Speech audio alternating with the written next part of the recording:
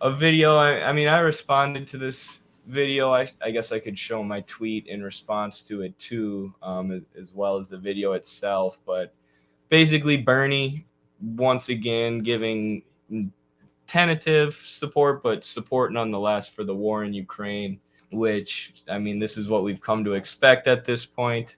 It's just you wish that he'd at least throw out some like tepid criticism, a little bit of resistance, but there's essentially none. And here's my tweet in response. 2023, Marxist-Leninist Eddie intaking this information while knowing that social democratic reformists almost always support imperialism historically. And there's current Marxist-Leninist me, the T1000 Terminator. 2019 Socialist Eddie who worked for Bernie Sanders. This is the 2019 me crying and clenching my fists.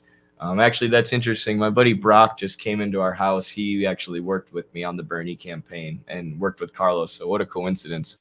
I'll bring Brock on stream sometime.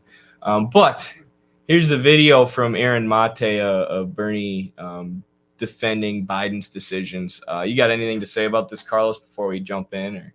No, let's watch it and then we'll break it down. Yeah. Should America send F-16s? It's not an issue that I've been heavily involved in, but I support what the president is doing. I think what Putin did was outrageous, not only for the people of the Ukraine and all the destruction, not only for the thousands and tens of thousands of Russian soldiers who have been dying. We need a world now, if we're going to combat climate change, if we're going to combat future pandemics, we need a world to come together. And Putin has radically disrupted that, and that is a real tragedy. But I think at the end of the day, the United States, NATO cannot sit back and allow Putin's aggression to go unresponded to. Should America? Well, did you hear what he said about Russian troops? He said he feels bad for the Russian troops who are dying. So I think this is probably Putin propaganda, and Bernie's probably in Putin's pocket. You're only allowed to feel bad for Ukrainian troops. Oh, God, it's just so bad. And this is what social democracy has always been. This is what social democracy has always been from the start. In the 1914 split in socialism, as Lenin described it, when the Social Democrats of the Second International voted, for war credits and, aligned with their national bourgeoisie up and against the interest of, colonized peoples and really the workers of the world. And here you have a very similar situation. If you look at what Russia is fighting for, what it's fighting against, and who supports Russia, there's no doubt that if you position yourself anywhere near to an anti-imperialist position, a position which prioritizes the interests of working people and of the oppressed and exploited at a global scale, there's no, there's no rejecting the fact that your position should be one that's in favor of Russia, and that at the very least is able to understand why it was that Russia did what it did in February of 2022, and be able to contextualize that in the long history of U.S. NATO-led provocations, from the eastward expansion of NATO to the 2014 Euromaidan coup, which was spearheaded by literal Nazis and fascists, which, very weird seeing a Jewish politician so vehemently support operations which include at the forefront people who, try to find one of them without a Nazi tattoo. Try, you won't be able to succeed. To the 14,000 dead in the Donbass region, mostly ethnically Russian, to a state that banned the Russian language, that, has recently banned unions, that banned the Communist Party, that any progressive force it comes into contact with, it literally just bans, that's escalating the world into a nuclear third world war in this whole context, while the president is giving, and Congress is giving $100 billion to those forces, while Americans at home, are poorer than ever before, while there's, things like the Palestine-Ohio train wreck that's affecting, hundreds of thousands, maybe millions of Americans. And all of that is just being sidelined in order to continue funneling money and resources into this proxy war against Russia. And it's it's absolutely ridiculous, and it's one of those contradictions that it's not just a contradiction of capital, but a contradiction of capital at the specific neo-imperialist stage in which we're in, where it's just become so glaringly obvious. And the people of Palestine, Ohio, they can tell that something's going on that's not right. There's a contradiction at play when the American government, supposed to represent the American people, supposed to be a government of, by, and for the people, is over in Ukraine funding Nazis instead of helping the people at home which need it. All right, and the only thing I would draw a distinction there, I mean, you said at the very least people should understand why Russia did what they did. For me, I draw the line at the very least is you should support the sovereignty of the Donbass. You should at least support the sovereignty of Donetsk and Lugansk, because people say, how can you support the Russian invasion, or how can you think that it's good? And for one, we're not making a moral judgment. We're not saying it's good. It's horrific. Tons of people are dying and infrastructure is being destroyed. What's horrific is that the U.S. has, created the conditions that allowed this to happen, though, or the Western finance capitalists have done the Euromaidan coup, allowed thousands of people to be killed in eastern Ukraine and the Donbass region, have their homes shelled, essentially forcing Russia's hand while building up troops along the border. And if you think that's hyperbole, Angela Merkel literally said the peace agreements, the proposed Minsk agreements in 2014, were just a ploy, essentially, a way to hold Russia off while the U.S. and NATO built up military capacity in Ukraine and got ready to attack Russia. So, there are people who will say, well, I understand what the U.S. and NATO is doing, but that, Putin and Russia are equal evils in this conflict. And it's like, okay, then what should be done about the people in the Donbass? What should be done about their sovereignty? Should we just allow Ukrainian neo-Nazis armed by NATO to wipe these ethnic Russians off the face of the earth? Should we allow a NATO-sponsored genocide? Something needs to be done for those people. Okay, what should be done for them? Really, there's no other option except for a military operation.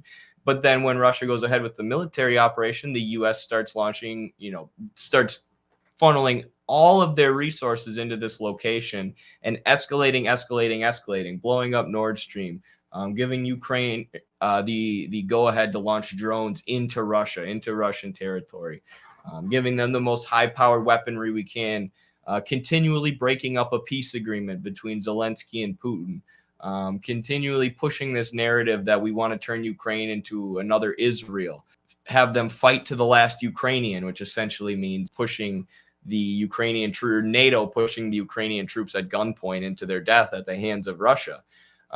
So this insane point that the war is escalated to stems from NATO, but so it's not just Russia purposefully escalating like this. So then you say, okay, so maybe Russia shouldn't have gotten involved in the first place. Well, then what should be done about the people in the Donbass? Well, maybe just a small military operation to protect those people. Well, when that happens, NATO is going to escalate to this insane degree. So, you see NATO and finance capital, Western imperialist finance capital, no matter how you look at this conflict, from what angle, are the source of escalating it and allowing it to happen. And, something needs to be done to protect the people of the Donbass. You can't get around that fact. So that's that. I just want to give some more context to that, because people always talk about, they'll say, you guys think the Russian invasion was good. And like I said, it's not a moral judgment. It's, a strategic judgment, and looking at Russia's position within the global political and economic situation. Also looking at the historical development of Russia over the past few years, where Putin has, nationalized a lot of major industries and, moved not towards a new Soviet Union, but closer to the Soviet model and further away from the neoliberal economic shock therapy model that was induced on Russia by the West during the fall of the Soviet Union, which has caused a lot of ill will and, distaste towards the West among Russian people. So, there's a lot of historical conditions and developments here that need to be looked at and reviewed that are never, ever analyzed by Western media, who distill the whole thing to Putin bad, Putin evil. And, that's what Bernie does here in order to scapegoat his own position, which is supporting this proxy war, which is supporting pushing the Ukrainian people to their death at gunpoint. He just distills it all down to we can't let Putin do this. We have to stop Putin from killing people. Well, Bernie, if you distill the conflict into that, you're ignoring what you're actually supporting. The arming and funding of ethno-nationalist militias who have been murdering people in the Donbass for 8 years. You're supporting the results and the escalations from a U.S.-backed coup in 2014 that allowed an extremely anti-Russian, extremely violent government to take power in Ukraine with neo-Nazis as their leadership. So, by isolating just Putin bad, Russia bad, I think the whole situation's bad and the U.S. is at fault, but Putin's still bad. Like, okay, right? We're not Putinists, we're communists, but we can recognize what role Russia's actually playing in this global conflict and recognize that as communists, we need to focus our attacks on NATO and on the finance capitalists who created this situation. And that by saying Putin bad so that, we feel a little better about ourselves in the eyes of bourgeois media doesn't really do anything, in my opinion. You know who took Ukrainian sovereignty? It wasn't Russia in February 2022. It was the U.S. in 2014. That's who took Ukrainian sovereignty. You can't take the sovereignty away from a country that hasn't been sovereign in 8 years because its government has been led by a coup government that was input by a foreign power. And then when people voted for Zelensky as the candidate that would supposedly bring peace in the Donbass region, he completely folded because when he got there, the Nazis told him that, either you take our way and continue allowing us to do what we're doing, or we'll literally kill you. And then the good actor that he is, he just, he's been playing the role.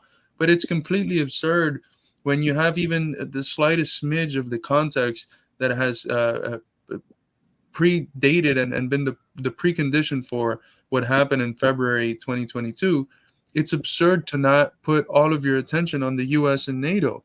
It's just, the only way that you can rationalize that is by saying that, honestly, Bernie's bought off by the imperialists. That's it. That's the only way you could do it. I don't think he's ignorant enough. Because mainstream bourgeois media has been saying since 2014 that there's a Nazi problem in Ukraine. They've admitted it. The same places that today consider it a conspiracy theory or that downplay their Nazism into being, I don't know, just far right or right wing forces or just nationalism. Pretty soon they'll start saying that the swastikas that they have are because they're Buddhist and they're Buddhist swastikas, and that the skulls that they have are not the Nazi skulls. They're actually just fans of Pirates of the Caribbean and Jack Sparrow. I mean, for fuck's sake, these guys were admitting it in 2014, 2015, 2016, and now they completely flip. And I can't imagine someone like Bernie, who at least expresses a slight bit of critical thinking in other areas, doesn't know this, but it's just the only way I can rationalize it is that these people are bought out. Because there's no way that they're actually good faith agents and can continue to just be the mouthpieces of this horrific proxy war against Russia, which is just insane. We just had the one of the craziest acts of terrorism in the blowing up of the Nord Stream pipeline. No one in the U.S. media has asked anyone any questions. Has CNN or MSNBC had Seymour Hersh on to talk about that? Has any journalist questioned the politicians? Has anyone questioned Victoria Nuland, Anthony Blinken, Joe Biden, the director of the CIA? Has anyone been questioned? No. No one has been fucking questioned. And it's a fact that the U.S. blew up the Nord Stream pipeline. It's a fact. So it's just completely absurd. There's no way to defend at all anything close to what the U.S. is spinning as the narrative for this war.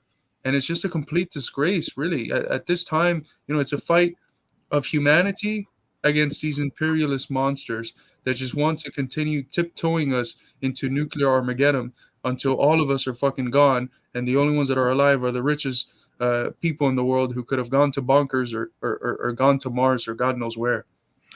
And I mean, the only kind of coverage or any coverage that we got of Seymour Hersh's article were just people calling him a Putin propagandist, which this guy has been a respected investigative journalist, even in the mainstream in the US since the 60s and 70s. And there were just these comments on our TikTok that were so obviously being botted, like the likes on them were being botted, which we know NATO and the State Department and, various private arms of the State Department, like NED connected groups, have pretty much been using social media bots for every issue now, or every sort of crisis that comes up, any kind of regime change effort that they want.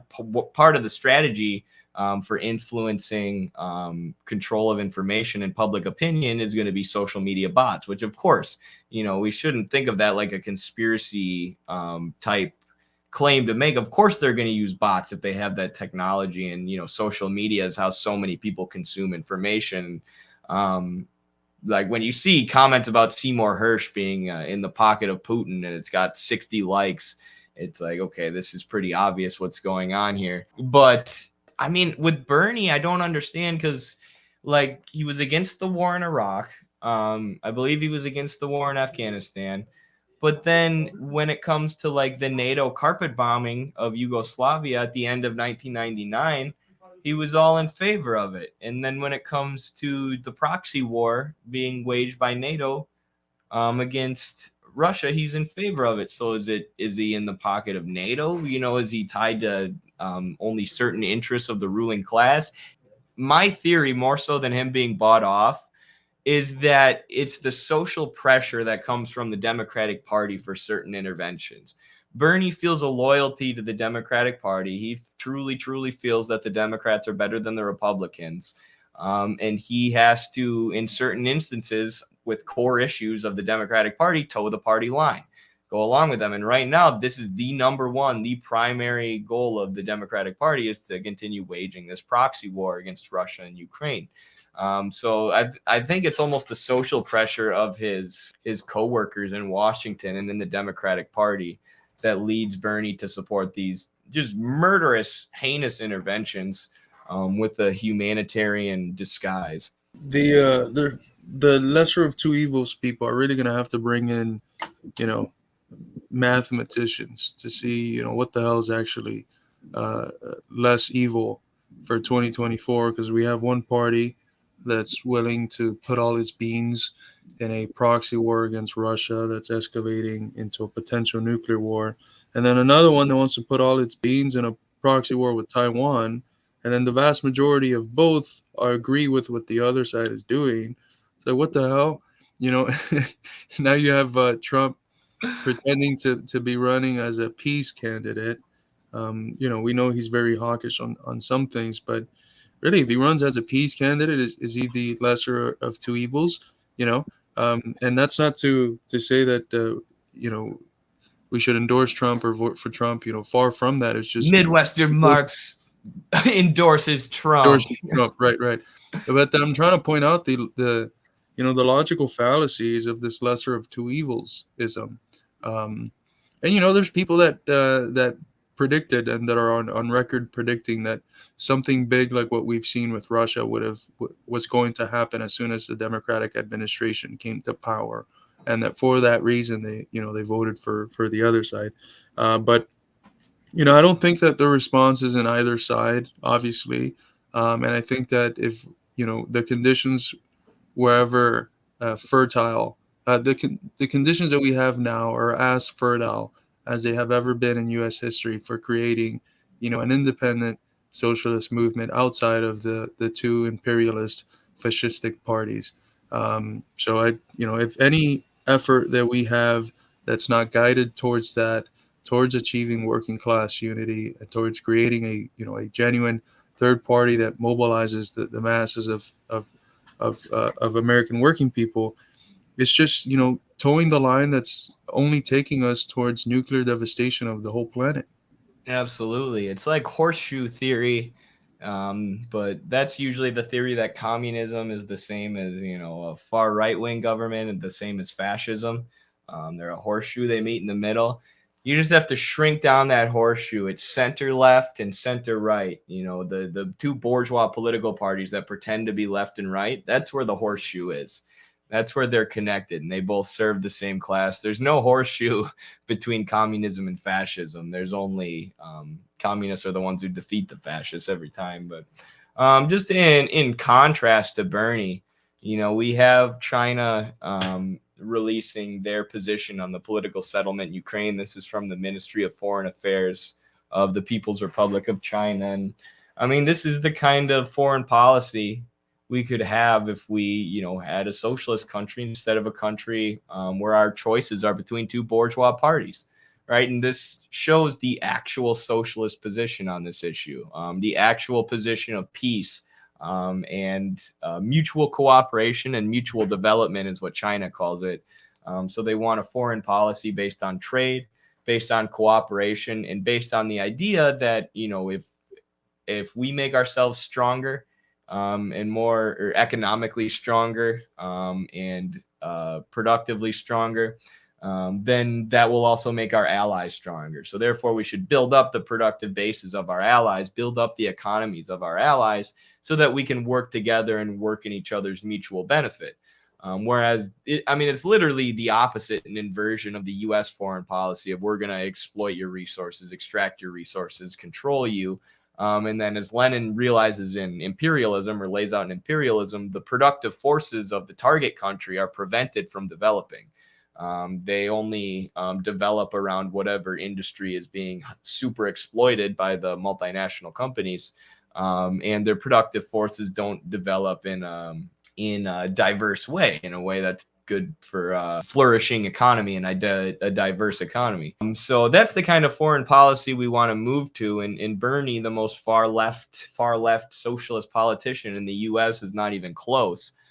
He's supporting proxy war and lining the pockets of the military-industrial complex, and he's supporting the Cold War mentality of NATO, which is, you know, their broader strategy. Vijay Prashad has a really good article called "The World Doesn't Want a Global NATO," published for Consortium News, where he talks about this NATO summit, where they said their strategy going forward, and I believe 2021 and on, was targeting Russia and China, and that these are viewed as the biggest threats to world peace and freedom and democracy and all these buzzwords. So it's a return of the same Cold War mindset and the same Cold War strategy. You know, and this does nothing but divide. This does nothing but tear countries down. And for those of you who are following along with our imperialism reading guide, eventually we're going to get to a chapter called The Decay of Imperialism. And it's about how these imperialist countries undergo a process of financialization where they become dominated by finance capital. They lose all their productive industry and their productive base, and the conditions for working people in the imperial core become worse and worse and worse as the system decays. And that's exactly what we're looking at now in the U.S., the imperial core, and in West Europe as well. The imperial core is decaying. We're riddled with economic crises. We've got this crisis of inflation that's only getting worse. And all our government can do is funnel more money into proxy war in Ukraine. Take the surplus of our working people and funnel it away towards war. So this position of China should be the future of foreign policy. And this situation, the war in Ukraine, should make it clear to everyone watching, former Bernie people or whoever, anyone who considers themselves a leftist, that Bernie and AOC and these reformist politicians are not it. They are not anti-imperialists. You know, the way forward is Marxism, Leninism, and anti-imperialism. The way forward is building a system similar to China, based on mutual cooperation and development, not, you know, voting for a bunch of quote unquote justice Democrats or uncorrupted Democrats. There's no left, man. I'm sorry to say it, but if what passes as left in the U.S. are people that are willing to support their government's funding of a fascist state, I'm not calling that left. You know, there's nothing about that that's left wing. You know, you can put, you know, a chicken costume on a duck and it's still gonna be a duck. You know, it makes no sense calling this a left. There was also a vote a week or so ago on whether we should punish China over the so-called spy balloon. Everyone voted in favor of it.